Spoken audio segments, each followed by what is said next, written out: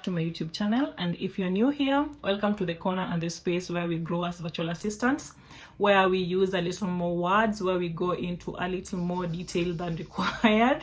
And do not forget to subscribe, because I will be sharing the strategies that I use on different platforms for client acquisition.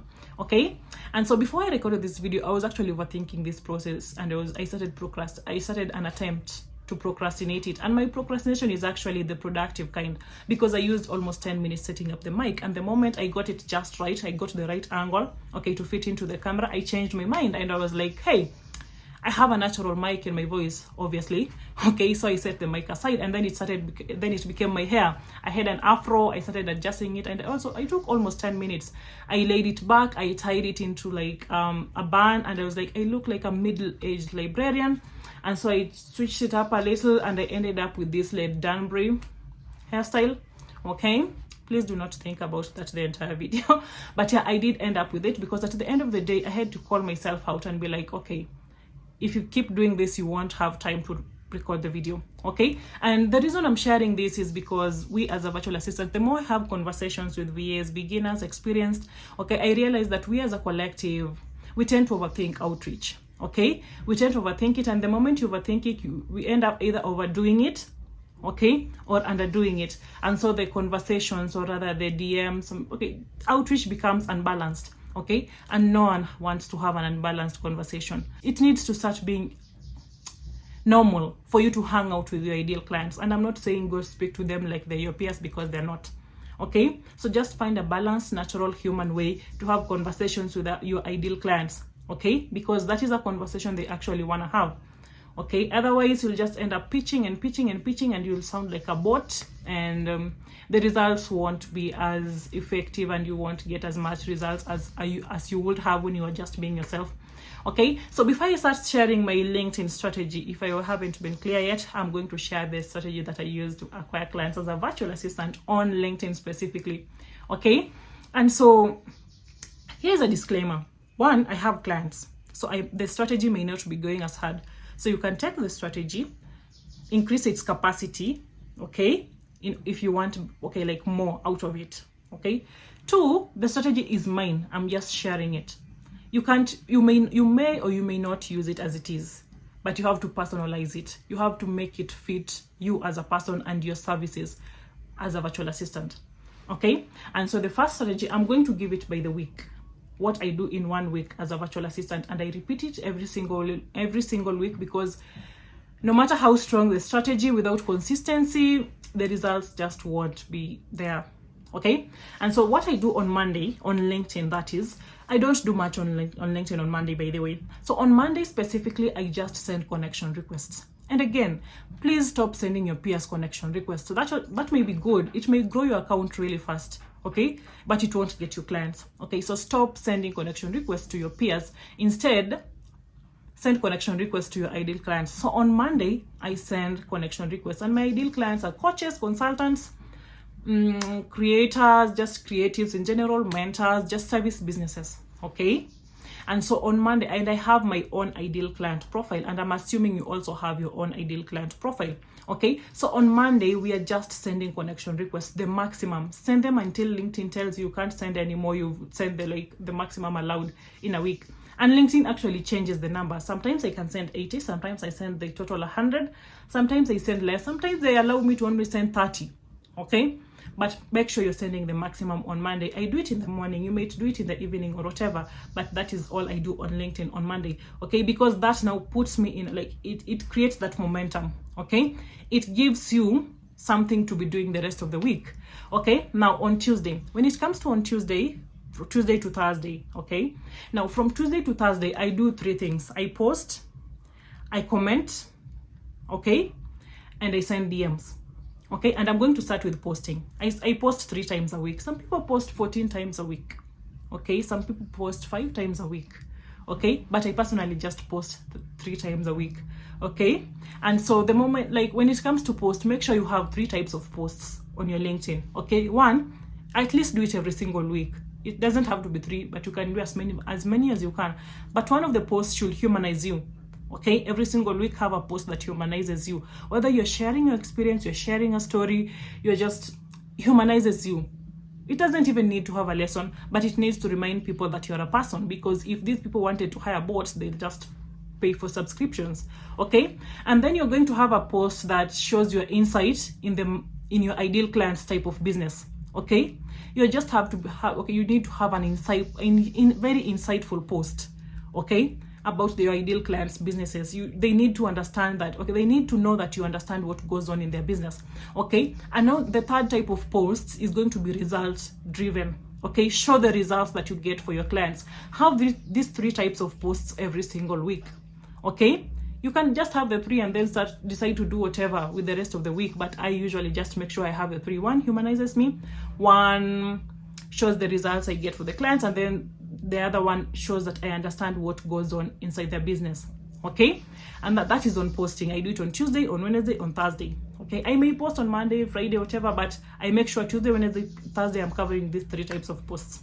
Okay, the comments this is where it gets tricky. Okay, because some people will tell you to have a list of ideal clients, okay, that you comment on, whose posts you always comment on, okay, or rather that you give priority. I tried that and it was very monotonous for me. It was very stale, and I just started saying the same thing over and over, so I stopped.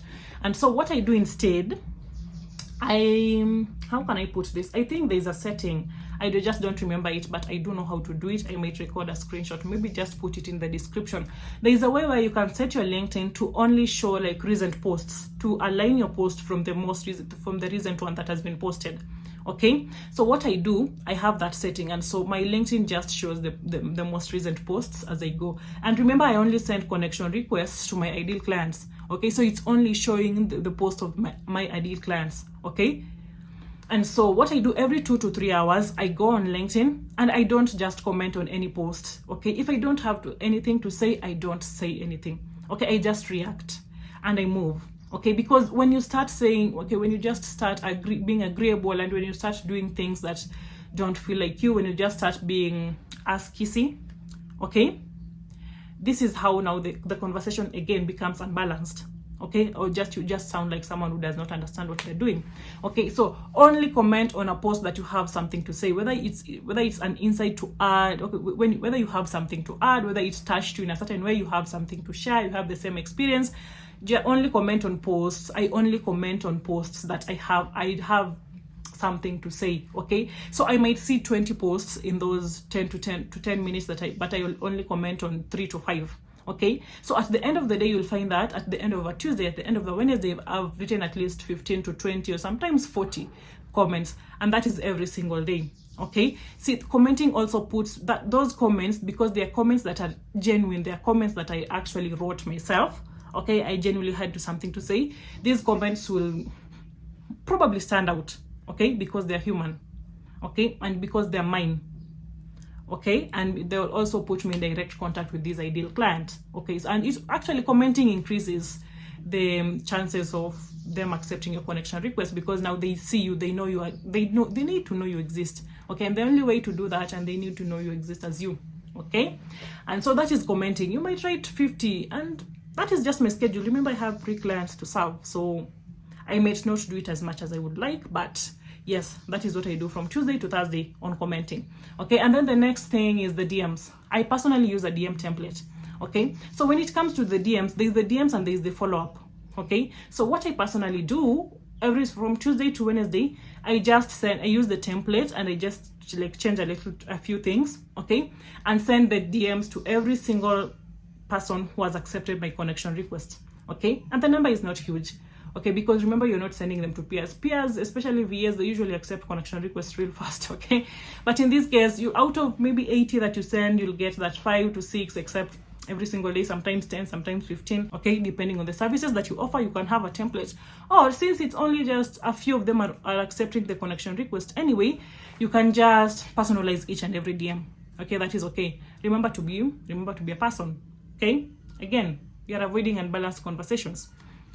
Okay, and then on Monday, okay, so on Monday and Tuesday, this is something else that I do on LinkedIn. I send the follow-ups. So of course, when you send your first DM, some of them will ignore, or maybe some of them will not respond. So on Monday, I send a follow-up to all of those who did not respond last. Those who responded, of course, you continue the conversation, right? But those who did not, send at least one follow-up. Some people send 2, okay? But send at least one follow-up 3 to 5 days after you sent your first message, okay? So I personally have a template. You can have a template, or you can just follow up, just depending on the first message that you sent. Always send a follow-up, okay? And that is on DMs. Okay, and something else I'm going to touch on is LinkedIn usually allows you to send a number of messages without being connected to the person. Okay, and so these are like the special occasions. There's a limit. I think it's 20 in a month. So these messages are meant for you to, I personally use them for the ideal client profiles that I can actually spot a problem. Okay, and I don't start to think that they might have a VNO. The moment I spot a problem, okay, when I'm going through their profile, I'm going to their about, maybe just something. The moment I spot a problem, that is a great opportunity to use the limited number of messages you can send to non-connections. Okay, whether you're sending it with a connection request or not, but that is a great opportunity. So what I do, I just use my same approach. The moment I identify the problem, I just set the problem. I set the services that I offer that can solve that problem, and I state the solutions that will come with the services that will solve that problem. Okay, so that is a special occasion only for those profiles that you can identify a problem right away. Okay, and it's a few. I think I'm also going to research and add it in the description. Okay, so I think that is it. So we've covered comment. I don't usually apply this specific strategy. Is for people who are looking for direct clients. I don't usually apply for jobs. So if you're looking to apply to jobs in companies, or maybe just jobs posted, I don't know much about that, because I don't think it's something I've ever seriously done or seriously considered. And so I think that is it. What am I forgetting when it comes to LinkedIn? Just give me a moment. I think within 5 seconds I might remember. 1, 2, 3. Oh yeah, I think that is it. The only thing I've left out is profile optimization, and that is because if I start covering profile optimization, that will have to be a whole video of its own. Okay, so I will cover profile optimization, but that is the strategy that I use on LinkedIn, and I really wish you luck, and I hope it helps. Okay, anyway, thank you for watching my video, and please don't forget to subscribe, and please come back. I might have some more insight for you next time. Okay.